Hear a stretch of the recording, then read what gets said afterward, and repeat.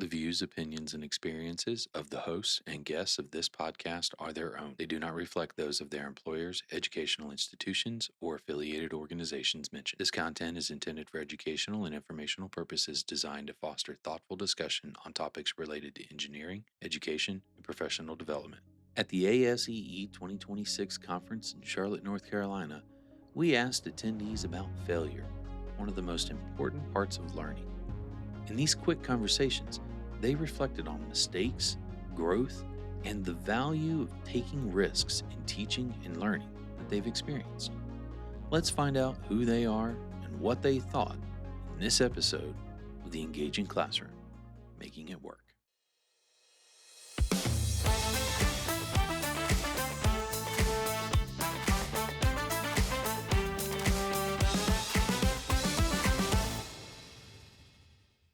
Hi. Hello. Tell us your name and what you do. Yeah, it's Sonia Bansal. I am from Duke University. I am a teaching faculty member in the biomedical engineering department. Awesome. I'm Dr. Amanda Ross. I work at Rose-Hulman Institute of Technology. I'm assistant professor in computer science and software engineering. Teresa Ryan. I am from East Carolina University Department of Engineering. And what do you do there? I am the department chair. My name is Malle, Schilling, and I am from Arizona State University. Neil Rogers. I work for Analog Devices as a field applications engineer. My name is Rich Eva. I'm from Duke. I direct an ethics initiative there called Character Forward. Chris Desmond. I am coming from Hopewell High School at Charlotte-Mecklenburg Schools, and I teach engineering and manufacturing 25 minutes away. Amazing. Connor Bolen. I work at Duke in the Pratt School of Engineering, specifically with the first-year computing department. I'm Sarah Madsen. I'm an assistant professor of higher education at the University of South Alabama. Nathan Alleman, associate professor of higher ed, Baylor University. I'm Rochelle Stiles. My name is Parker Boggs. Edwin Lee. I am a science and technology policy fellow with the American Association for the Advancement of Science. Amazing. Let's talk about failure. What is one lesson failure has taught you as an educator? If you're not failing, you're not doing it right. Failure is not the end, it is the beginning. You always recover. You don't have another option.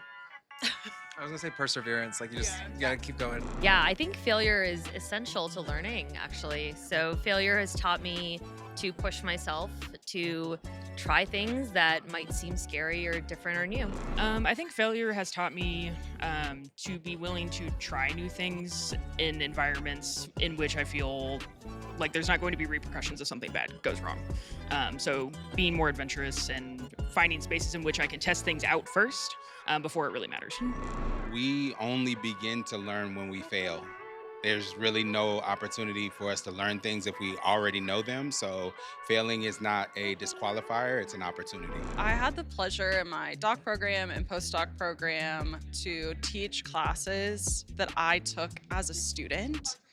And I went into those teaching experiences thinking, well, this will be students' favorite class as well, or this reading will mean something to the student that it meant to me and, changed my life kind of a way.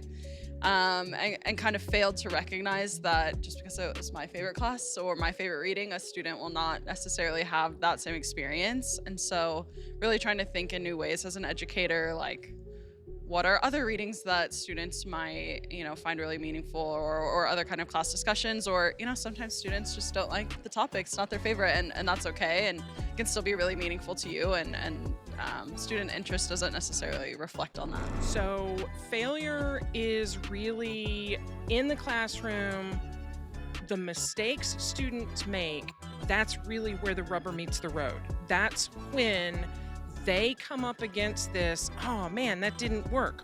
Why? That's the gold. That's the gold where they have to get the gears turning and figure out how to redirect, what was it, dissect the misdirect and reroute around to get to wherever they were trying to go. That really is the gold in the self-discovery process. I think, especially when I was a grad student trying to teach classes, something I learned is that I needed to talk less. So I would try to fill up the time. I would work so hard on class prep, have everything filled out so that there was never a second of silence. And it kind of killed the vibe. And so now I just try to prepare less for classes in terms of what I'm going to say, and then prepare more in terms of what I want to get out of students, or like what I want them to think about or do. What is one mistake that made you a better educator? There's a lot of them. Oh my God, there were so many mistakes. One of the big mistakes I made early on was thinking that I knew everything better than fresh out of school, better than some of the veteran teachers, and being willing to collaborate and take advice from them and take their experience into account while making things my own was a hard-earned lesson. The mistakes that I've learned over my career have shifted quite a bit. The one that's coming to my mind is going off the assumption of what I perceive students to know and not know, before really taking the time to get to know students and their background. In 15 years, what a kid comes into my classroom with has shifted quite a bit. And I think really interviewing and getting to know my students has helped that and has moved forward, not only making what I do better for them, but also lets them find their passion, which is what I'm all about. Awesome.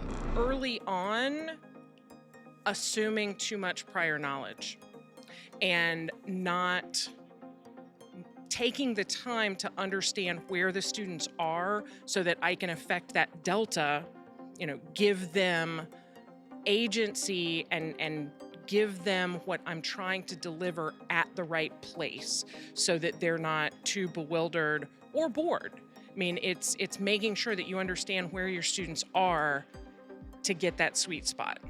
Not being really clear with students about the why. So I think a lot about teaching technologies and techniques, and I didn't do a great job when I first started teaching of explaining why I wanted students to engage with reflection, why I wanted students to give thoughtful peer feedback. And I think students struggle to follow me where I'm trying to lead them in their growth if they don't understand why something could be useful. What is one thing students misunderstand about failure? Yeah, I think in engineering or maybe in entrepreneurship, there's this talk about productive failure, and I don't think we're really talking about failure when we talk about that. I think that's just learning. I think failure is like a threat to yourself in some ways. Like when you fail, it feels like I have been insufficient, and I think failure is something that we have to learn to separate our worth and identity from our performance, and I think it's very hard to do that. So I think the number one thing students need to remember is this is not a moratorium on who I am. This is simply about performance, and I probably need to adjust some things about my performance, and then I'll be fine. I think students misunderstand that failure is an act that you should perfect.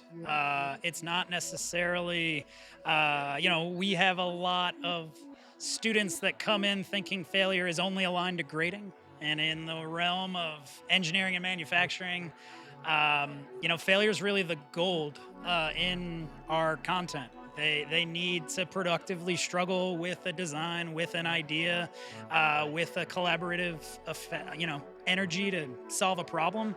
And I think the best part of what I do is the lessons students learn from failure. So, failure is the process. It's a part of it, and you gotta love it. There's so much pressure on you have to get 100% on everything to be at that college level, to get to the best school, to get the best internship, GPA weight, grade inflation, all that stuff. So I feel like a lot of students are scared to take risks where they truly learn. And that's the biggest thing I try and help with, is getting them comfortable with taking those risks in a sheltered, safe environment where it's exploratory. It's part of the engineering process. That's really important. I think that for a lot of students, failure feels absolute, when in reality, it is this essential and small reality that just occurs constantly. So instead of failure being an endpoint, it's kind of just a part of the process. And if we can kind of help students feel like one bad grade on something or one challenging team dynamic doesn't define them, it's not an endpoint for their career, I think we kind of set them up for success long term too. Awesome. How do you help students become more comfortable taking risks? Showing them examples of what failure can look like. So trying to do things kind of in the moment, on the spot, and if it doesn't go well, it doesn't go well, and we recalibrate and try again. I model failure for them. I show them what it looks like to make mistakes and to learn from those mistakes and apply those learnings to future endeavors.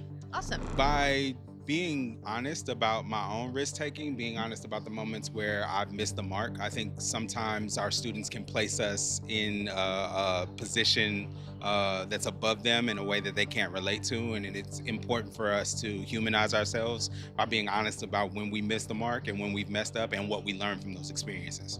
Amazing. If I'm ever a capstone faculty advisor, on day one of that, I say, you've been bowling, the gutter guards. I'm the gutter guards.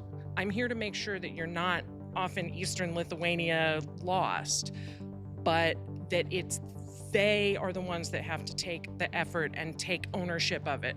But I'm here as guardrails. So it depends on the classroom size, but usually I teach classes that are small enough to have students become a kind of community or friends. Like I taught like a 14-person seminar this semester, and yeah, I think if they feel like friends, if they can laugh at things, then they don't have any problem taking risks.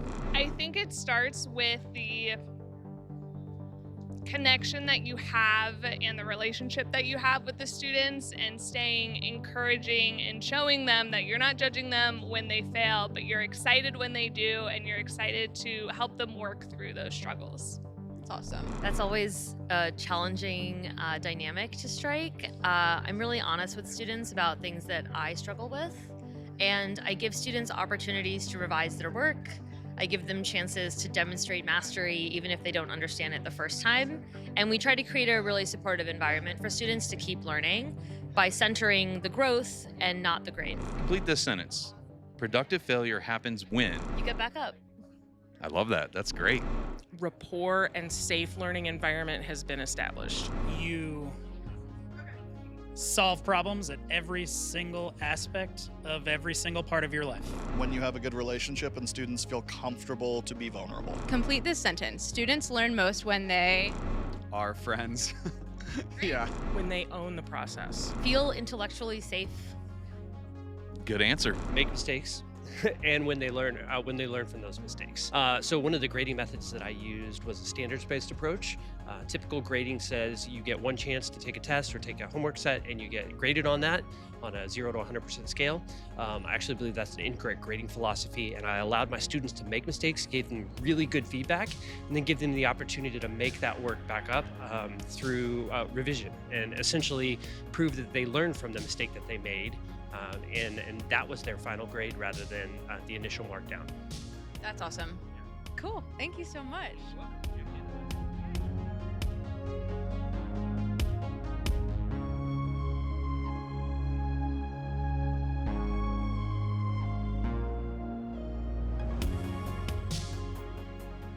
And I have a TEDx talk on failure that's embracing failure as part of the learning process. So you should check it out.